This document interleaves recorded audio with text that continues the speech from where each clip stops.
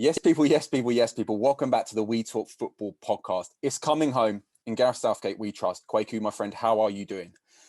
I'm all good, man. I'm all good. I'm very, very nervous. It's one of the biggest games for England in our lifetime. Obviously, we remember previous tournaments where we've had teams that we expected so much from. But this one has a different sense, especially with it being at Wembley. So, yeah, very nervous. I'm excited as well. But hopefully the boys can get a result for us. I don't think there's ever a better chance for England to win a major tournament after the results in other games have gone our way. I know there's still some big teams in there, but on our side of the draw, if we get past Germany, they are all winnable games. And today, guys, what we're going to be doing is a little insight into what we think the starting lineup will be. So we're going to transition over now. So here we go, guys. It's the big one: England versus Germany. I think it's obvious. We'll start in goal this time. We started up front last time. I think it's the obvious one. It's got to be Pickford for me. What you in agreement, Quakes? 100%. I think he's one of the players that's not been overlooked, but because obviously Raheem Sterling's maybe been our player of the tournament because he's the only person to have scored for us. But Jordan Pickford's been amazing, especially for a player that people have questioned. I feel like he's the guaranteed number one, and he's played very, very well in our 3 games. Totally agree, mate. Arguably player of the tournament for us so far, other than Raheem Sterling, I'd say. And I think moving on to the centre-back positions, again, I think me and you wanted Mings to stay in the team, but after Maguire's performance last game, very, very assured, looked very solid. I want to put Maguire in there. Are you also in agreement on that? Full agreement, man. I think we know our starting centre-back partnership. Yeah, so that's Maguire and Stones at the back. Looked very resolute in the last game.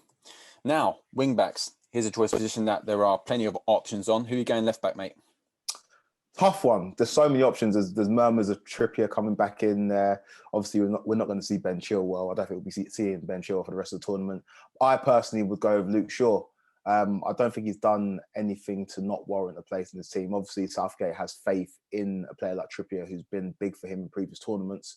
But I like the synergy of Luke Shaw and Harry Maguire, who played together at Manchester United, and I think Luke Shaw will be a good option for us. So I would sit Luke Shaw at left back for England. I'd like to say Chelsea. I was going to say, yeah, what a lovely, wholesome video for us, guys, because we are in full agreement so far on 4 players. I'm sure that will change soon. Now, right back, who are you going with, mate? As much as I love Reece James, and I do think he's England's future right back, I just can't see why you wouldn't play Kyle Walker. 100%. I thought he played really, really well in the game against Czech Republic, and he's one of our only world-class players. So, yeah. No, agreed. I think the goalkeeper and the back 4 really picks itself. I can't see any changes in that. If Gareth Southgate goes outside of that, I would be very surprised. If he picks Maguire, you expect him to pick Luke Shaw because you assume that he picks Trippier to play next to Tyrone Mings, for that defensive cover. Stones and Walker, they've got the Man City connection. Maguire and Shaw, they've got the Man United connection. And Jordan Pickford is a tournament keeper. He's just been incredible so far. Now going into the midfield, obviously Declan Rice was brought off at half time. That's resulted in a lot of people wanting to see Henderson starting in this game. What are you thinking, Quakes? Midfield is where there's going to be a lot of debate, and whether we've gone with 4-3-3 in this formation. I would personally stick with Declan Rice. I feel like he's played the majority of games in this tournament. He's played well. He hasn't really given us a reason to drop him. I know people were kind of perturbed by the fact that we went with midfield pivot of Rice and Phillips. People think that's a little bit negative, but I think Declan Rice had an amazing season. I think he does a good job for England. I think he's a necessity in the midfield up against Germany. Yeah, I've got to be honest about this. Obviously, I am biased to Declan Rice. I'm, the chairman of the Declan Rice fan club. Let's be honest. But I think we haven't conceded a goal so far in this tournament, and as much as the defence asked to praise for that, it's because of the 2 holding players that we've got as well. Like Declan Rice and Calvin Phillips being able to mop and transition from out of the defence into our midfields and giving the more flamboyant attackers the ball up the pitch. So I think you've got to keep Declan Rice in there, and I think you have to keep Calvin Phillips in there as well. As much as I do like Jordan Henderson, I don't think he's had enough game time, and I don't think he's played enough football in the last few months really to go straight into the lineup in such a big game against Germany, especially when Calvin Phillips has already put in a man on the match performance already in this tournament, and Declan Rice, like you said, has been so consistent. So are you in agreement with Calvin Phillips? Yeah, I'll put Calvin Phillips in there as well. I feel like he gives you that energy. And one comparison I do want to make on a side note is that in 2010, I'm drawing so many comparisons between this game against Germany and the game against Germany in the World Cup in 2010 in terms of but it's role reversal though, because in 2010 we had the name brands, we had the Lampard, we had the Gerrards in midfield. We were expected to go and beat a fledgling Germany side that had a Thomas Müller in there, had a Mesut Ozil, but had a Sami Khedira, but they weren't players that they went on to be. They were kind of just establishing themselves at the top of the game. And I feel like it's role reversal in this game, or in this game against Germany, where we've got the emerging talent in Declan Rice and Calvin Phillips, in Mason Mount if he plays, and Germany have got those established world-renowned players in Toni Kroos and Gundogan, and I feel like we should go for it. Like, we should really go for it. We should use the fact that we've got legs and energy in midfield and really combat Germany's obviously vast experience and know-how. I feel like we can definitely pull out a result and the game can be won in midfield.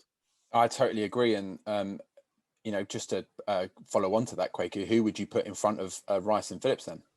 I've given it away a little bit. I'll put Mason Mount. I feel like, I know that they haven't been training with the squad and there's tactical nuances that they may have missed out of not being with the lads.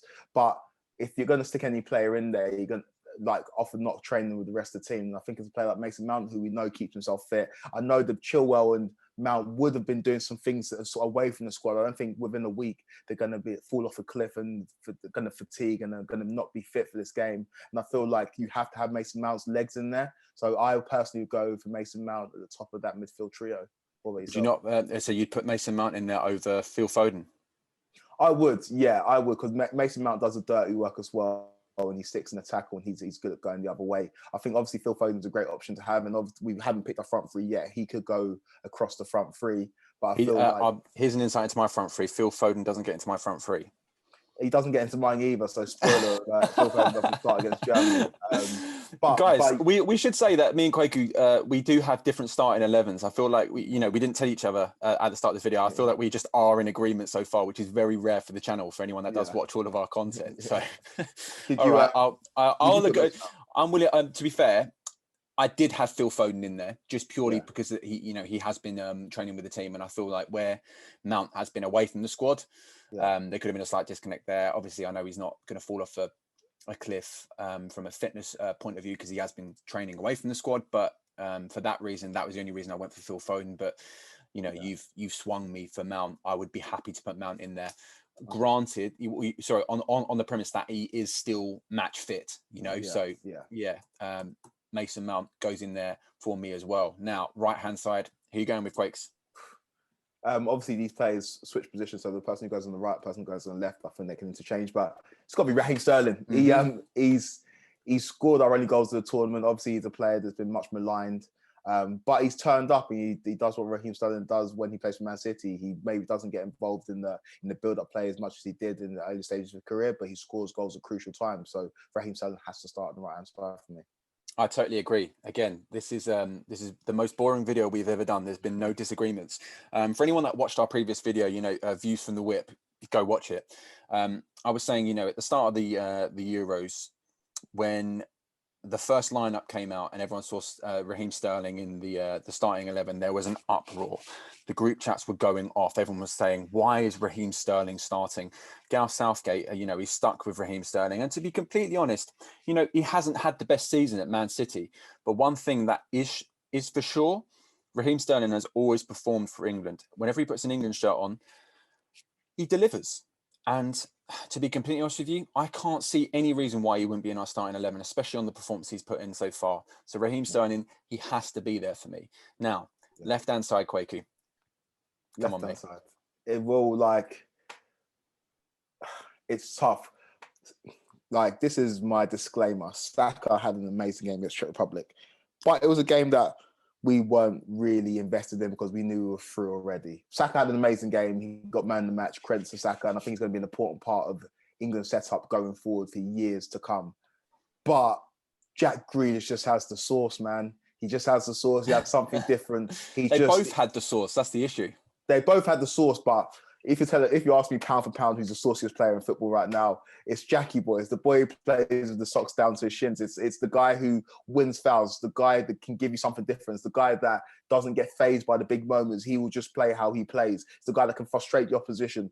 It's Jackie Grealish for me all day, every day. He has to play. And I feel like it will give the whole country a boost if you see his name on the line on the team sheet. Because obviously before the tournament, we saw Phil Foden dye his hair blonde and draw those Gaza comparisons. But the truest Gaza comparison within this side, in my opinion, is Jack Grealish. He's that maverick that gives you something different. He's the kind of person that can turn up and just produce something on the biggest stage and not be fazed by the big light. So Jack Grealish for me starts for England on the left-hand side. Yeah, Grealish for me as well has to start. You know, he's been a great when he's been given the opportunity to play. He's lit the stage up. Always looking to take the ball forward.